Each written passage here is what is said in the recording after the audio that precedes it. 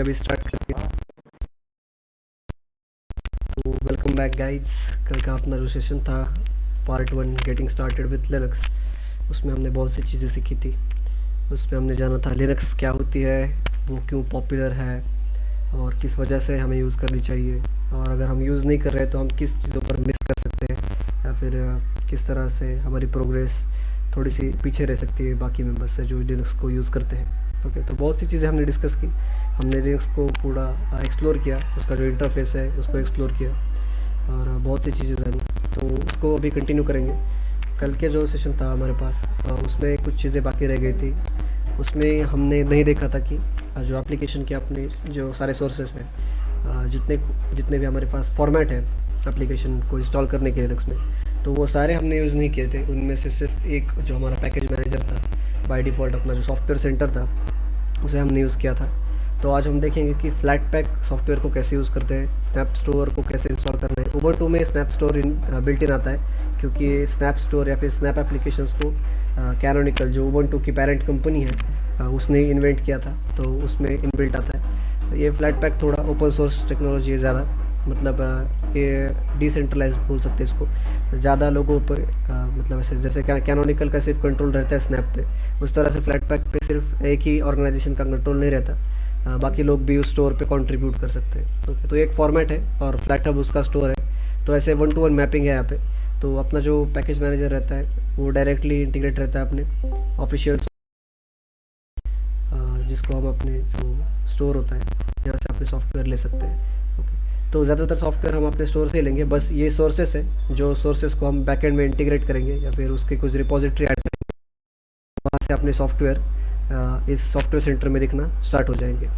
Okay, तो ये कुछ अपना रिसोर्सेस है। एक तो पैकेज मैनेजर से हो गया एप्लीकेशन फॉर्मेट, बाद में होगा अपना flat pack abs, snap app, app image, और बाइनरी डिस्ट्रीब्यूटेबल, जैसे कि हमने कल डाउनलोड किया था अपना क्रोम।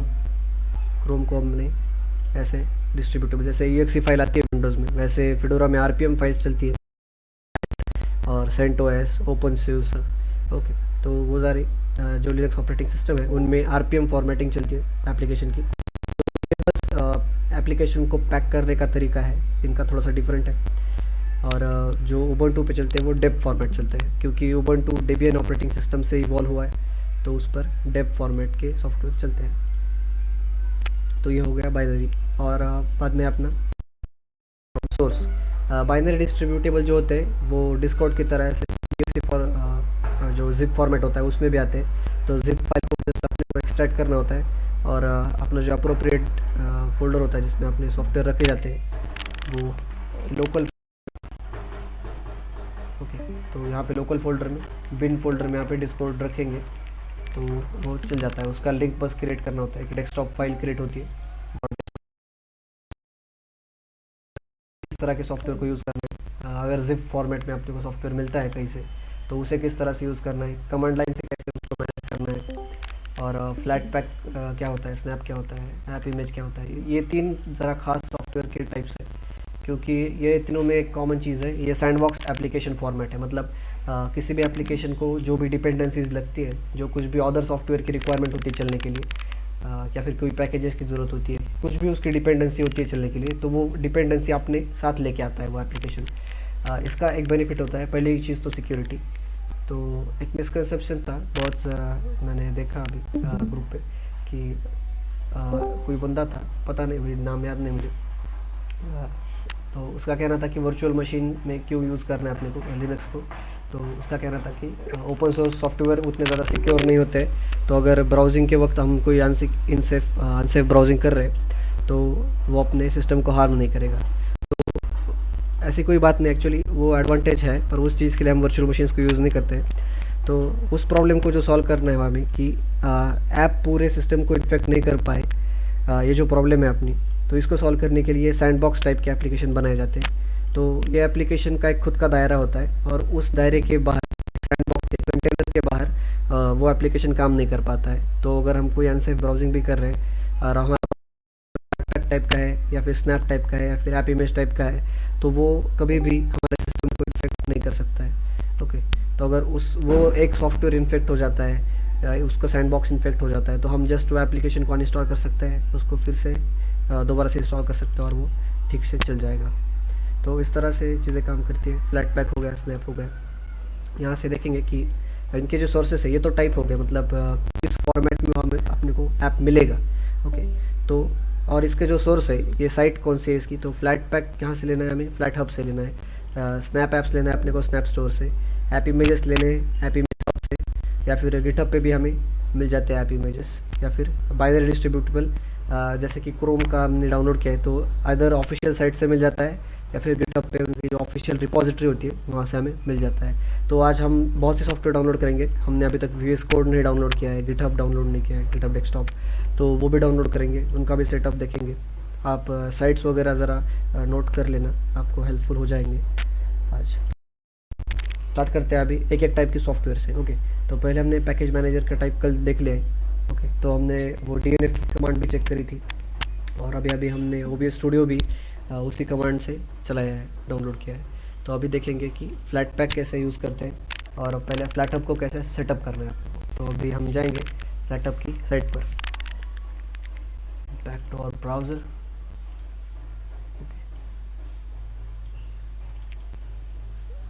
ये ऑटोमेटिकली हाइड नहीं हो रहा है, हाइड करते हैं।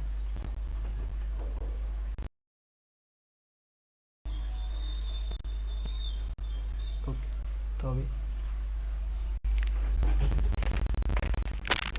फ्लैट हब पे जाएंगे। तो अभी हमारी जो साइट है, पहले तो हो गया स्नैप स्टोर, ओके, और हमारा हो गया ऐप इमेज हब। ओके, तो बाइनरी डिस्ट्रीब्यूटेबल जो है हमारा विजुअल स्टूडियो कोड, वो हमारे रिपोजिटरी में मिल जाता है। विजुअल स्टूडियो के बहुत से वर्जन्स अवेलेबल हैं। ओके, तो हमें फ्लैट पैक फॉर्मेट में भी मिल जाता है, ऐप स्नैप फॉर्मेट में भी मिल जाता है visual studio code, VS code, और ऐप इमेज में भी मिल जाता है। उसके जो ओपन सोर्स फोर्क्स है वो भी अवेलेबल है, मतलब विजुअल स्टूडियो कोड जो माइक्रोसॉफ्ट ने बनाया था उसमें थोड़ा ट्रैकिंग वगैरह का फीचर है, तो थोड़ा सा लैगी चलता है, फिर थोड़ा हेवी होता है। तो उसमें से उन्होंने माइक्रोसॉफ्ट के जितने भी ट्रैकिंग के फीचर थे तो उनको हटा दिया। ओपन सोर्स था एप्लीकेशन, इसलिए उन्होंने कोड को लिया और उसको टीयर डाउन किया और एक और फोर्क बनाया उससे, तो उसको बोलते हैं कोड OSS, एक सॉफ्टवेयर कोड OSS एक है, और आई थिंक VS कोडियम बोल के थे। तो ये अपने विजुअल स्टूडियो कोड के फोक्स है। अगर आपके पास थोड़े कम रिसोर्स है, VS कोडियम को आप यूज़ कर सकते हैं। एकदम VS कोड की तरह चलता है, थोड़ा उसका आइकॉन डिफरेंट है, पर भी चल जाएगा। आज लगता है थोड़ा नेटवर्क का इशू चल रहा है।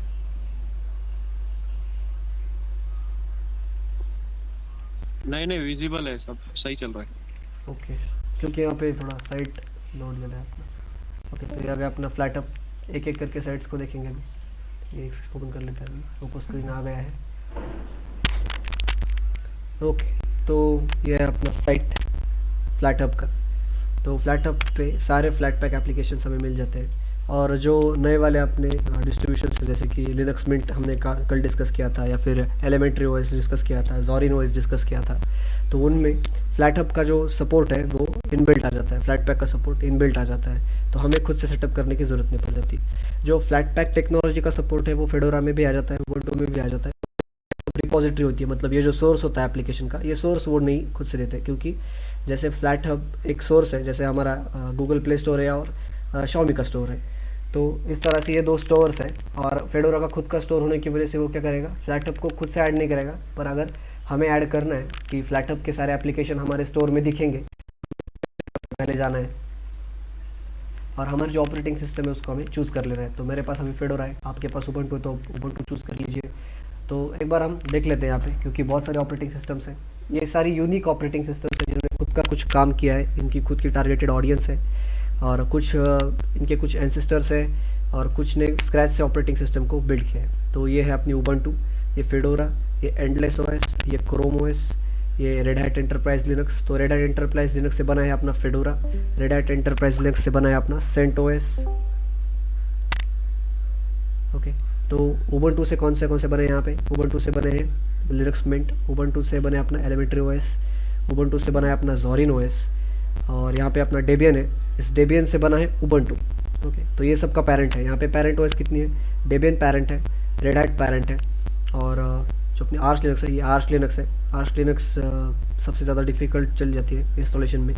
अगर आपको लिनक्स के इंटरनल सीखना है तो एक बार ज़रूर आर्च लिनक्स को इंस्टॉल कीजिए, इसको यूज़ करके देखिए, बहुत बढ़िया है। इन सब में कुछ ना कुछ अपनी खास बात है, और कुछ लिनक्स डिस्ट्रीब्यूशंस हैं जो स्क्रैच से बनाए गए, जैसे कि हमारे पास है इंटेल का क्लियर लिनक्स।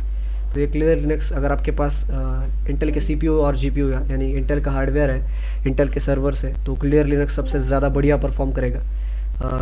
पर इसका वर्किंग थोड़ा सा अलग है, और पर परफॉर्मेंस सबसे ज़बरदस्त देता है। और ऐप्स तो अपने फ्लैट पैक का अगर सपोर्ट है तो सारे ऐप्स अपने मिल जाते हैं। तो इन सारे ऑपरेटिंग सिस्टम पे ये स्टोर हम सेटअप कर सकते हैं। तो हम फेडोरा पे ये स्टोर को सेटअप करेंगे। तो हमें बस क्या करना होता है, इधर ये कमांड को रन करना है, या फिर ये रिपोजिटरी फाइल हमें मिल जाती है, रिपोजिटरी फाइल को डाउनलोड करना है, और ये ऑटोमेटिकली बोल रहा है कि ओपन विथ सॉफ्टवेयर इंस्टॉल, तो करने देते हैं। तो अभी ये फाइल डाउनलोड हो जाएगी, हो गई, और ये ओपन कर लेगा।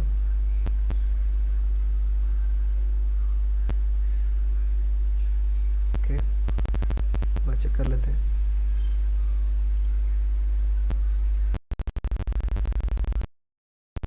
तो ये हमारी फ्लैटअप की फाइल यहाँ पे ऑटोमेटिकली ओपन हो चुकी थी, और अभी हमें जैसे बोलना है इंस्टॉल, और हमारा पासवर्ड देना होता है, क्योंकि बिना ऑथेंटिकेशन के लिनक्स में कोई भी चीज़ नहीं चलती। मान लो आपने कोई गलत सी वायरस वगैरह की फाइल भी डाल ली, तो वो ऑटोमेटिकली इन्वोक नहीं हो सकती जब तक आप उसको परमिशन नहीं देते।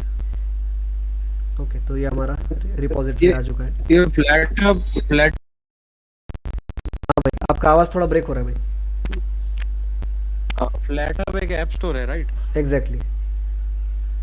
हाँ, ठीक है। और किसी को डाउट आता है तो बीच में रोक के पूछ लो फटाफट।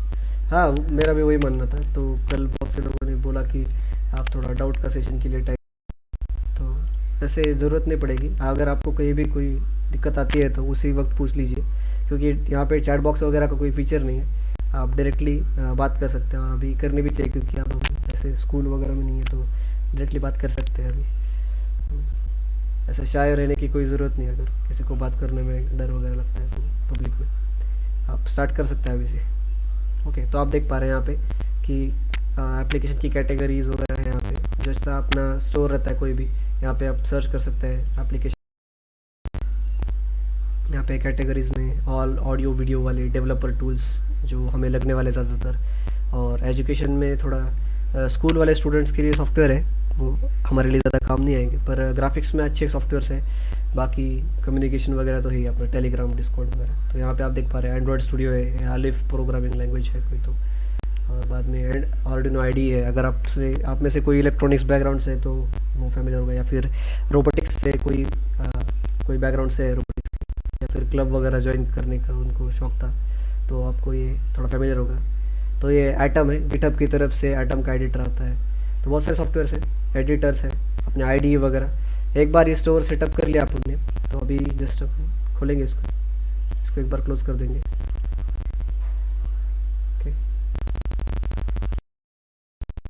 ओके, इसको फोर्स फिट कर दिया और फिर से लॉन्च कर दिया, तो वो रिफ्रेश हो जाएगा। यहाँ पे थोड़े एक्स्ट्रा सॉफ्टवेयर लगेंगे। ओके, तो कोई भी एक सॉफ्टवेयर एक बार चेक कर लेते हैं अभी, और सोर्स को चेक करेंगे। सोर्स कहाँ से है, तो ये फेडोरा प्रोजेक्ट से दे रहा है। एक सॉफ्टवेयर चेक करेंगे, टेलीग्राम का डेस्कटॉप वर्जन अगर दिखाई देता है, तो हमारा फ्लैट हब आई थिंक अभी तक रिफ्रेश नहीं हुआ है। यहाँ पे डिपॉजिटरी ऐड हो चुकी है, पर सॉफ्टवेयर्स अभी तक पूरे लोड नहीं हो पाए हैं, उसकी जो लिस्ट होती है सॉफ्टवेयर। तो एक बार हम क्या करेंगे, DNF अपडेट रन करेंगे।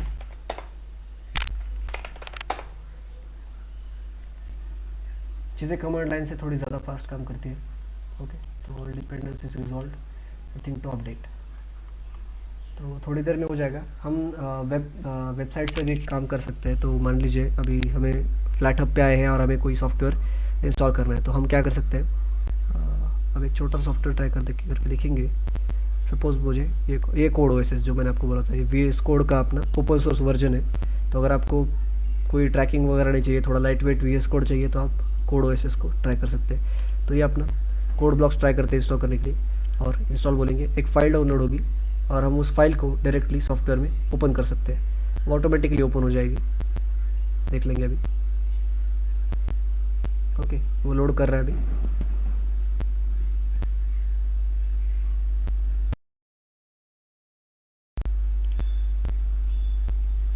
एप्लीकेशन की डिटेल्स फेच होंगी, और जब तक ये दिखाई दे रहा है हम क्या करेंगे अभी। एक स्टोर तो हमने देख लिया कि कहाँ से हमें सॉफ्टवेयर डाउनलोड करना है, किस तरह से क्विक सेटअप करना है। और अगर आपको ये इंस्टॉल वाली फाइल डाउनलोड करके प्रोसेस पसंद नहीं आ रहा है तो आप जस्ट ये कमांड को कॉपी कर सकते हैं और रन कर सकते हैं बाद में इसको। ओके, तो ये कमांड को रन कर दीजिए और चल जाएगा। तो हर बार कमांड रन करने की ज़रूरत नहीं पड़ेगी। पहले रिस्टार्ट के बाद, अभी मैंने रिस्टार्ट नहीं कर सकता, अभी हमारा सेशन चल रहा है इसलिए। तो ये बाकी डिटेल्स फेच करेगा साइड से। अभी आप देख पा रहे होंगे कि ये फेडोरा की ऑफिशियल सोर्स से नहीं ले रहा है सॉफ्टवेयर को, ये ले रहा है फ्लैटअप की रिपोजिटरी से। और यहाँ पे डाउनलोड साइज़ दिखा रहा है, थोड़ा ज़्यादा दिखा रहा है, क्योंकि अभी आपको भी पता है कोड ब्लॉक्स 100 MB से ज़्यादा नहीं है, ये छोटा आईडी है। पर क्यों ये बड़ा साइज़ दिखा रहा है? ये ऐसे क्यों, इस वजह से होता है क्योंकि जो फ्लैटअप का जो स्टोर होता है उसका जो शेयर्ड बेस होता है, जिस पर ये सारे एप्लीकेशंस रन करेंगे, जो शेयर्ड लाइब्रेरीज होती है वो भी इसके साथ आ रही होती है। तो अगर हम कोई भी एक कैटेगरी का सॉफ्टवेयर सेलेक्ट करते हैं, मान लीजिए ये अभी कोड एडिटर एक कैटेगरी हो गई, और कोड ब्लॉक्स के साथ ही ऐसा भी कोई दूसरा, मान लीजिए इक्लिप्स है, तो ये दोनों सॉफ्टवेयर अगर कोई चीज़ शेयर कर रहे हैं, इनके बीच कोई शेयर्ड लाइब्रेरी है जो हम कॉमनली डिस्ट्रीब्यूट कर सकते हैं, जिससे कि जो रिपीटेशन है हमारा लाइब्रेरीज़ का वो बच जाएगा। तो हम वो क्या करेंगे, लाइब्रेरी उसके साथ शिप कर देंगे। अब मान लीजिए अभी मैंने कोड ब्लॉक्स को इंस्टॉल कर लिया और मैं इक्लिप्स को डाउनलोड करना चाहता हूँ, और इनमें शेयर्ड डाटा ऑलरेडी आगे आ चुका है कोड ब्लॉक्स के साथ, जो 604 MB दिखा रहा है। तो हमें बार बार वो इक्लिप्स के साथ अगर जो एक्स्ट्रा डेटा है वो ज़रूरत नहीं पड़ेगी। तो इसको अभी इंस्टॉल कर लेते हैं, शायद थोड़ा समय लेगा, पर इसको इंस्टॉल होने देते हैं अभी। तो ये हो गया हमारा सेकंड टाइप। जो कल हमने ट्राई किया था वो हो गया ऑफिशियल रिपोजिटरी से, ऑफिशियल स्टोर से हमने ऐप्स को इंस्टॉल किया था। और ये हो गया हमारा सेकंड टाइप की जो हमारा ओपन सोर्स स्टोर है, जहाँ पे लोग कंट्रीब्यूट करते हैं खुद के सॉफ्टवेयर, फ्लैटहब। और ये सॉफ्टवेयर बहुत ज़्यादा सिक्योर होते हैं, ये आपके ऑपरेटिंग सिस्टम के साथ कोई भी ये बस ऐसे साइड लोड होते हैं, जस्ट ऐप की तरह आते हैं और ऐप की तरह ही चले जाते हैं। मतलब ये इंटरेक्ट नहीं कर पाता है किसी और सॉफ्टवेयर के साथ ज़्यादा। इसको बहुत रिस्ट्रिक्शंस होते हैं, ये इसका खुद का दायरा होता है जिसके अंदर उसको रेस्ट्रिक्ट किया गया होता है। ओके, तो उसी कैटेगरी में जो सैंडबॉक्स कैटेगरी का एप्लीकेशन होता है, जो तीन है हमारे पास, एक तो फ्लैट पैक और ऐप इमेज एप्लीकेशन, जिसमें ऐप इमेज का थोड़ा साइज़ ज़्यादा होता है इन दोनों से, क्योंकि इनमें थोड़ी शेयर्ड लाइब्रेरीज होती है। तो एक बार कोई सारे बचे हुए सॉफ्टवेयर्स की साइज़ रिड्यूस हो जाती है। पर ऐप इमेज के केस में ऐसा नहीं होता, हर सॉफ्टवेयर खुद का सैंडबॉक्स साथ में लेके घूमता है कि इनको इंस्टॉल करने की ज़रूरत नहीं होती है। ये फाइल बस डाउनलोड करनी होती है और रन करनी होती है, इसको कभी भी इंस्टॉल करने की ज़रूरत नहीं होती है। ओके, तो इंस्टॉल हम उन सॉफ्टवेयर को करने की ज़रूरत पड़ती है जो ऑपरेटिंग सिस्टम पे डिपेंड करते हैं रन करने के लिए। वो ऑपरेटिंग सिस्टम के साथ जो उसका डिपेंडेंसीज है, कोई भी लाइब्रेरीज है, कुछ भी अदर डिपेंडेंसीज है, तो वो खुद साथ में लेके घूमता है। तो एक ही फाइल में पूरा सॉफ्टवेयर आ जाता है। ये सिमिलर होता है अपने जो मैक पर सॉफ्टवेयर आते हैं DMG फाइल्स, तो उसी तरह से ऐप इमेज काम करता है।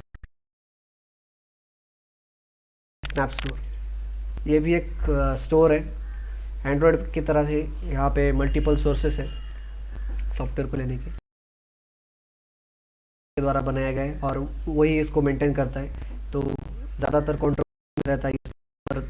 अगर आपको ज़्यादातर मॉडर्न एप्लीकेशंस चाहिए, जैसे कि भी थोड़े एग्जांपल देखते हैं मॉडर्न के, क्योंकि ज़्यादातर जो ओपन सोर्स एप्लीकेशंस होते हैं वो फ्लैटअप पे मिल जाते हैं, पर जो क्लोज सोर्स एप्लीकेशन है जैसे कि सबलाइम टेक्स्ट हो गया, सबलाइम टेक्स्ट एक ओपन सोर्स एप्लीकेशन नहीं है, पर वो एक फ्री सॉफ्टवेयर है। ओके, तो ज़्यादातर ऐसे फ्री और पेड जो सॉफ्टवेयर है वो भी यहाँ पे आपको मिल जाएंगे स्नैप स्टोर पे। और जो मैंने स्टार्टिंग में आपको बोला था कि हम मैक ओएस को भी यहाँ पे रन कर सकते हैं लिनक्स पे, तो वो रन करने के लिए जो सॉफ्टवेयर हमें तो वो भी हमें स्नैप स्टोर से ही मिलने वाला है। तो अभी हम क्या करेंगे, इंस्टॉल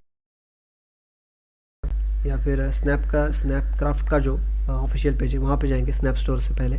तो ये स्नैपक्राफ्ट जो हमारे स्नैप ऐप टेक्नोलॉजी है उसका होम पेज है।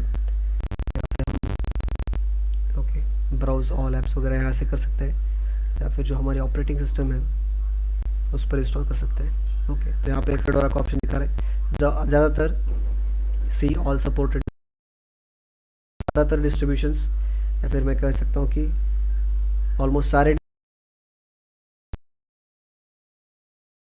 स्नैपडी किस तरह से हमें करना है, हमें देखना है। तो इस लिस्ट में से हमें, जैसे हमने फ्लैट हब पे अपने ऑपरेटिंग सिस्टम को चूज़ किया था, यहाँ पे भी हम करेंगे कि फेडोरा को चूज़ किया। अगर आप उबंटू पे है तो ऑलरेडी उबंटू पे इंस्टॉल रहता है। तो एक बार मैं बैक जाना चाहूँगा और आपको दिखाता हूँ कि कौन कौन स्नैप्स इनबिल्ट आते हैं। तो ये हो गया, मंजारो हो गया, सोलस हो गया। तो इतने ऑपरेटिंग सिस्टम से जोरिन जिसको हमने कल देखा था उसका यूजर इंटरफेस वगैरह, तो इन पे बिल्ट इन आता है इसका सपोर्ट। और ये है जिसपे आप सपोर्ट डाल सकते हैं पर बिल्ट इन नहीं आता। तो उनमें से हमारी फेडोरा है। तो इंस्टॉलेशन के लिए हमें पहली जो कमांड है उसको, वो आवाज आ रहा है क्या? आवाज़ बहुत लैग हो रहा है, लैग। ओके, लैग हो रहा है। अब ठीक है? हेलो भाई, अब ठीक है?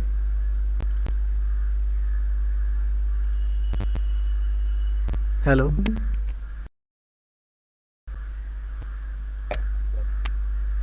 मुझे आवाज़ नहीं आ रही किसी की। ठीक है, कुछ योर नेटवर्क कनेक्शन में भी कॉजिंग डिक्रीज। मेरा चल रहा है अच्छे से, तो चल रहा है नेटवर्क 5-6 Mbps तक चल रहा है।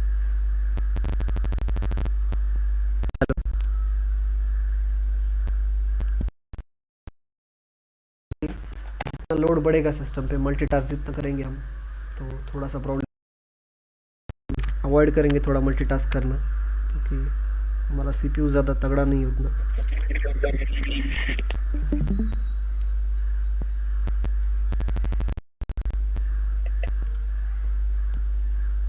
हेलो गाइस, रिकॉर्डिंग चल रही है भाई सीसी का? हाँ रिकॉर्डिंग मेरा ही चालू है, इसी वजह से थोड़ा सा अभी लोड ले रहा है। रिकॉर्डिंग चालू है। तो मैंने रिकॉर्डिंग चालू कर दिया है। अगर रिसोर्सेज ज्यादा कंज्यूम हो रहे हैं तो बंद किया तो भी चलेगा, लेकिन ओके तो अपन बाद में कनेक्ट कर देंगे। ओके ओके, कोई प्रॉब्लम नहीं। तो मैं अभी इसको रोकता हूँ। अभी तक का रिकॉर्डिंग